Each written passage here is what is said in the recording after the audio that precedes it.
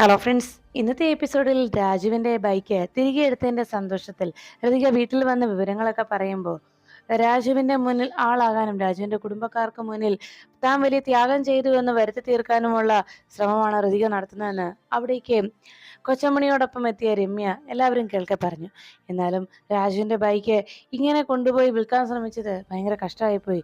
ഇങ്ങനെ ഒരു ചതി നീ ഞങ്ങളോട് ചെയ്യേണ്ടിയിരുന്നില്ലടാ ജയ എന്ന് രാധമ്മ പറഞ്ഞത് കേട്ട് ഉടനെ ജയം പറഞ്ഞു, ഇത്ര പെട്ടെന്ന് നിങ്ങളും ഞങ്ങളും ഒക്കെ ആയോ? കണ്ടില്ലേ പ്രിയെ, അവരെല്ലാവരും ഒറ്റക്കെട്ടായി നമ്മൾ പുറമ്പോക്കും എന്ന് പറഞ്ഞ് ജയൻ പ്രിയയും ജയനെയും മാറ്റി നിർത്തിയ രീതിയിലാണ് ഇവർ സംസാരിക്കുന്നതെന്ന്, തങ്ങളെ വേർതിരിച്ചാണ് കാണുന്നതെന്നൊക്കെ കുറ്റം പറഞ്ഞുകൊണ്ട് നിൽക്കുന്ന ജയന്റെ പെട്ടെന്നുള്ള ആ പെരുമാറ്റം കണ്ട് വീണു പറഞ്ഞു, കണ്ടില്ലേ വാദി പ്രതിയായത് കണ്ടില്ലേ, എത്ര പെട്ടെന്ന് അവൻ ചെയ്ത കുറ്റത്തെ ന്യായീകരിക്കുന്നത് പോലെ അവൻ സംസാരിക്കുന്നതെന്ന് പറഞ്ഞപ്പോൾ കൊച്ചമണി അവിടേക്ക് എത്തി കാര്യം എന്താണെന്ന് അന്വേഷിച്ചു. അപ്പോഴാണ് അവിടെ ജയൻ രാജുവിന്റെ ബൈക്കുമായി പോയ വിവരവും രാജുവിന്റെ ബൈക്ക് ഒരു പ്രത്യേക സാഹചര്യത്തിൽ തനിക്ക് വിൽക്കേണ്ടി വന്നു എന്നൊക്കെ പറയുന്നത്.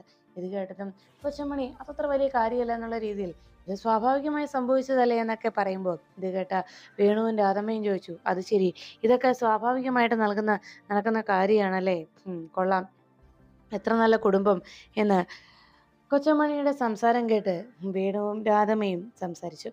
അത് കേട്ടതോടെ ഇതിനെല്ലാം സാക്ഷിയായി നിന്ന രമ്യ പറഞ്ഞു, അത് ശരി, അപ്പോൾ ഇവള് വലിയ ത്യാഗം ചെയ്തു എന്ന് വരുത്തി തീർക്കാനായിട്ട് ഇവിടേക്ക് വന്നതാണല്ലേ എന്ന് ഋതികയെ നോക്കി രമ്യ പറയുമ്പോൾ ഋതിക പറഞ്ഞു, ഏയ് ഇതൊന്നും വലിയ കാര്യമായിട്ട് ആരും എടുക്കണ്ട, എന്നാ ഞാൻ ഇറങ്ങട്ടെ രാധമ്മേ, എനിക്കല്പം ധൃതിയുണ്ട് എന്ന് പറഞ്ഞ് പോകാൻ തുടങ്ങുമ്പോൾ രാധമ്മ പറഞ്ഞു, അതെന്ത് പറച്ചിലാ മോളെ, ഇവിടെ വരെ വന്നിട്ട് ഒരു ഗ്ലാസ് വെള്ളം പോലും കുടിക്കാതെ പോകാനോ?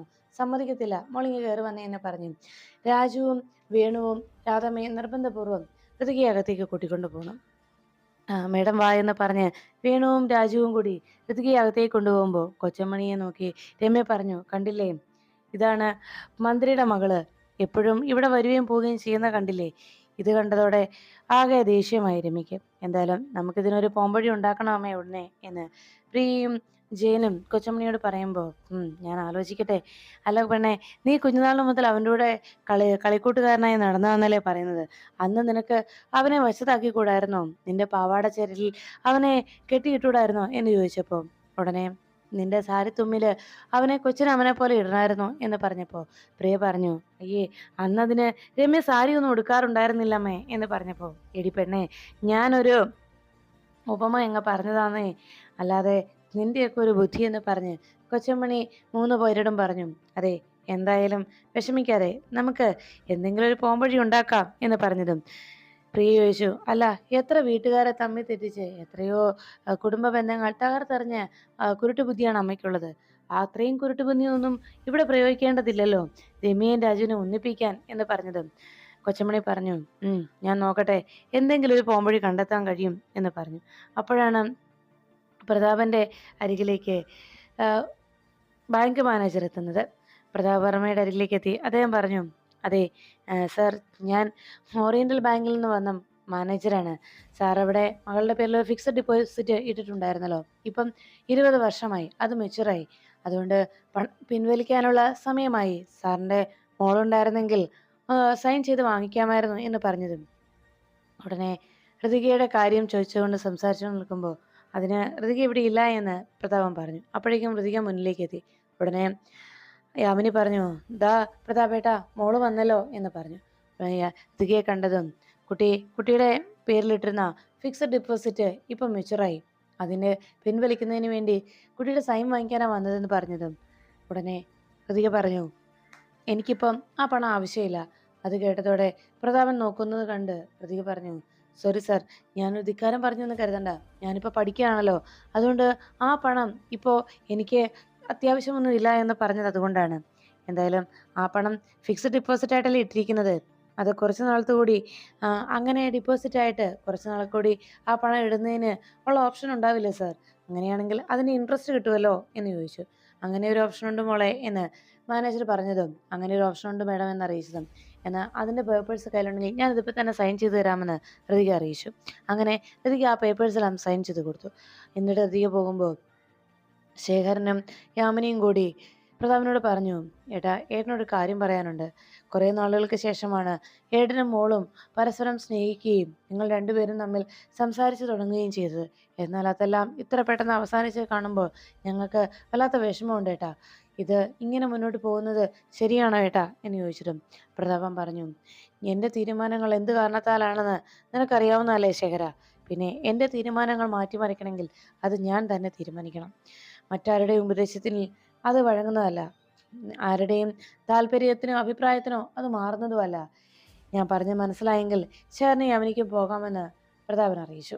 അവരാകെ നിരാശരായി നിൽക്കുമ്പോൾ ഉടനെ ഇതെല്ലാം കേട്ടുന്ന ദീപക് അംബികയോട് പറഞ്ഞു, അമ്മേ കേട്ടില്ലേ, ആ തീരുമാനങ്ങൾ മാറണമെങ്കിൽ ഇനി അമ്മാവൻ വിചാരിക്കണമെന്ന്. എന്തായാലും ഇത് നമുക്ക് സന്തോഷിക്കാനുള്ള വകയാണമ്മേ എന്ന് പറഞ്ഞപ്പോൾ ഉടനെ അംബിക പറഞ്ഞു, എടാ മോനെ, ഇത് സന്തോഷിക്കാനുള്ള വക മാത്രമല്ല, ഇവിടുത്തെ തീരുമാനങ്ങൾ മാറി മറിയണമെങ്കിൽ അത് ഞാൻ തീരുമാനിക്കണം. പ്രതാപന്റെ തീരുമാനത്തിൽ മാറ്റം വന്നെങ്കിൽ എന്തൊക്കെ സംഭവിച്ചാലും ഈ വീട്ടിലെ കാര്യങ്ങൾ തീരുമാനിക്കുന്നത് ഈ അംബിക തന്നെയാടാ. അതെന്തുകൊണ്ടാണെന്നറിയോ? കുഞ്ഞുനാൾ മുതലുള്ള എൻ്റെ ദീർഘവീക്ഷണം കൊണ്ട് എനിക്കറിയാമായിരുന്നു ഇതൊക്കെ ഇങ്ങനെയാ സംഭവിക്കുമെന്ന്. അതുകൊണ്ട് തന്നെ കുഞ്ഞുനാളിൽ ഞാൻ അവന് നൽകിയ സ്നേഹവും കരുതലുമൊക്കെയാണ് അവനിപ്പോൾ എനിക്ക് തിരിച്ചു തരുന്നത്. അന്നൊക്കെ ഞാൻ അവനെ കാണിച്ചിരുന്നത് വെറും ഒരു പ്രകടനം മാത്രമായിരുന്നെങ്കിൽ അവൻ എനിക്ക് തരുന്ന സ്നേഹം ആത്മാർത്ഥമായി തന്നെയാണ് എന്ന് അംബിക അറിയിച്ചു.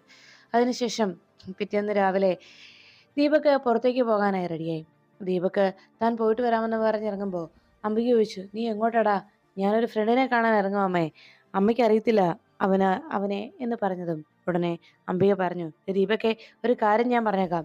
വൈകിട്ട് 4 കാലം കയറി വരാനാണ് നിന്റെ ഭാവമെങ്കിൽ പിന്നെ നിന്നെ ഒരു നിമിഷം ഇവിടെ ഞാൻ നിർത്തില്ല. പറഞ്ഞില്ലെന്ന് വേണ്ട എന്ന് പറഞ്ഞതും അമ്മ എന്താ ഈ പറയുന്നത് എന്ന് ദീപക് ചോദിച്ചു. എടാ, ഇന്നിവിടെയുള്ള എല്ലാവരും പുറത്തു പോവുക. ഇന്ന് മൂന്നാറിലേക്ക് പോവുകയാണ്, ശേഖരനും പ്രതാപനും കൂടി. അങ്ങനെ പറഞ്ഞുകൊണ്ട് നിന്നപ്പോൾ പ്രതാപനും ശേഖരനും കൂടി അവിടേക്ക് എത്തി. ചേച്ചി, ഞങ്ങൾ ഇറങ്ങുക എന്ന് പറഞ്ഞ് പ്രതാപനും ശേഖരനും യാത്ര പറയുന്നു. യാമിനി അവരെ യാത്ര അയക്കാനായി വാതിക്കലേക്ക് ചെന്നു. ഉടനെ ദീപക്കും ഞാൻ ഇറങ്ങട്ടെ അമ്മ എന്ന് പറഞ്ഞ് ദീപക്കും അവിടെ നിന്ന് പോകുന്നു. അപ്പോഴേക്കും അംബികയും ലതികയും മാത്രമായി അവിടെ. അംബിക ഉടനെ തന്നെ എല്ലാവരും പോയത് കണ്ട് സന്തോഷത്തോടെ റൂമിലേക്ക് വന്നു. എന്നിട്ട് തൻ്റെ കബോർഡ് തുറന്ന് അതിൽ ഒളിപ്പിച്ചിരിക്കുന്ന തൻ്റെ പിസ്റ്റൾ കയ്യിലെടുത്തു. ഇത് അതുവഴി പാസ് ചെയ്ത് പോയ ഋതിയെ കാണാനിടയായി. പിസ്റ്റൾ കയ്യിലെടുത്ത് എന്തൊക്കെയോ ആലോചിച്ചെന്ന പോലെ അത് തൻ്റെ ബാഗിലേക്കാക്കി ആ വാനിറ്റി ബാഗുമായിട്ട് വേഗം തന്നെ പുറത്തേക്ക് പോവുകയാണ് അംബിക. ഇതിലെന്തോ പന്തികേടുണ്ടല്ലോ എന്ന് മനസ്സിലാക്കിയ ഋതിക വേഗം അംബികയെ വാച്ച് ചെയ്യുന്നു. അതിനുശേഷം ഉടനെ തന്നെ തൻ്റെ ഫോൺ എടുത്ത് ഋതിക രാജുവിനെ വിളിച്ചു. രാജു കോൾ എടുത്തതും എന്താ മേഡം എന്ന് ചോദിച്ചു. അപ്പോഴേക്കും രാജുവിനോട് ഋതിക കാര്യങ്ങൾ പറഞ്ഞു.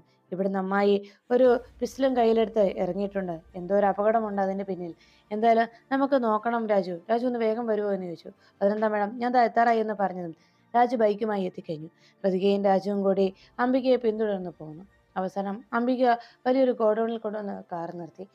അതിനുശേഷം അവിടേക്ക് ഇറങ്ങിയ അംബിക അത് വാതിൽ തുറന്ന് അകത്തേക്ക് പോകുമ്പോൾ ഋതികയും രാജുവും കൂടി എന്താണ് അംബികയുടെ ഉദ്ദേശം എന്നറിയാനായി പതിയെ അവരറിയാതെ ആ വീടിൻ്റെ ഒരു ജനലിനരികിലെത്തി. അകത്തേക്ക് കയറിയ അംബിക അവിടെ ബന്ധനസ്ഥനാക്കിയിട്ടേക്കുന്ന ഒരു പ്രായമായ ഒരാളെ കണ്ടു. അയാളുടെ അരികിലേക്ക് അംബിക എത്തിക്കൊണ്ട് തൻ്റെ തോക്ക് അയാൾക്ക് നേരെ നീട്ടി. ജഗന്നാഥ എന്ന് വിളിച്ചു. ഇത് കേട്ടതും ഉടനെ അംബികയെ നോക്കി ജഗന്നാഥൻ പറഞ്ഞു, അതെ, നീ എന്നെ കൊല്ലാനായിട്ട് വന്നതാണെങ്കിൽ എന്നെ അങ്ങ് കൊന്നു കളയടി, എനിക്ക് വയ്യ എന്ന് പറയുമ്പോൾ ജഗന്നാഥനോട് അംബിക പറഞ്ഞു, അതെ, നിന്റെ മരണം ഇന്ന് എൻ്റെ കൈകൊണ്ടടാ എന്ന് പറഞ്ഞ് തൻ്റെ കയ്യിലെ പിസ്റ്റൽ വെച്ച് അയാളെ കൊല്ലാനായി ഷൂട്ട് ചെയ്യാനായി ഉന്നം പിടിച്ചു നിൽക്കുമ്പോൾ ഋതികയും രാജുവും കൂടി ഒളിഞ്ഞു നിന്ന് നോക്കുന്നിടത്തിനിടയിൽ പെട്ടെന്ന് ഋതികയുടെ കാല് തട്ടി അവിടെ എന്തോ വീഴുന്നു. ആ ശബ്ദം കേട്ടതും അംബികയുടെ ശ്രദ്ധ അങ്ങോട്ട് വന്നതും ഋതികയും രാജുവും വേഗം അവിടെ നിന്ന് ഓടി രക്ഷപ്പെടുന്നു. ഇത് മനസ്സിലാക്കിയ അംബിക ഗുണ്ടകളെ വിളിച്ച് കാര്യങ്ങൾ അറിയിച്ചു. ഗുണ്ടകൾ രാജുവിനെ ഋതികയും പിടികൂടാനായി അവരുടെ ബൈക്കിന് പിന്നാലെ പായുന്നു. ഋതികയും രാജുവും കൂടി വേഗം തന്നെ വഴിതെറ്റി അവിടെ ഒറ്റപ്പെട്ട ഒരു റിസോർട്ടിലേക്ക് എത്തി. അവിടേക്ക് വന്നെത്തിയതും ഇനി പുറത്തേക്ക് പോയ ഗുണ്ടകൾ തങ്ങളെ പിടികൂടുന്ന ഉറപ്പായതുകൊണ്ട് രാജു ആ റിസോർട്ടിലേക്ക് കയറി അവിടെ ഒരു റൂം കിട്ടുമോ എന്ന് അന്വേഷിച്ചു. ഉടനെ അവർ പറഞ്ഞു, ഇവിടെ ദമ്പതികൾക്ക് മാത്രമേ ഞങ്ങൾ റൂം കൊടുക്കാറുള്ളൂ, വിവാഹിതരായവർക്ക് മാത്രമാണ് ഞങ്ങൾ റൂം കൊടുക്കുക എന്ന് പറഞ്ഞതും അതിന് ഞങ്ങൾ വിവാഹിതരാണല്ലോ എന്ന് ഋതിക മറുപടി നൽകി. അതോടെ രാജുവും ഋതികയ്ക്കും അവർ റൂം നൽകുന്നു. അവർ രണ്ടുപേരും കൂടി റൂമിലേക്ക് എത്തുമ്പോൾ അവർക്കായി അലങ്കരിച്ചിരിക്കുന്ന വലിയൊരു റൂം കണ്ട് അതിശയത്തോടെ ഋതിക നോക്കുന്നു. രാജുവും ഋതികയും കൂടി ആ റൂമിലേക്ക് കയറി. അവിടുത്തെ ജനൽ തുറന്നതും ഋതിക എന്തോ കാഴ്ച കണ്ട് പേടിച്ച് രാജുവിൻ്റെ അരികിലേക്ക് ഓടിയെത്തി. രാജുവിനെ കെട്ടിപ്പിടിച്ച് രാജു എനിക്ക് പേടിയാണെന്ന് പറഞ്ഞ് ഋതിക രാജുവിനെ ചേർന്ന് നിന്നു.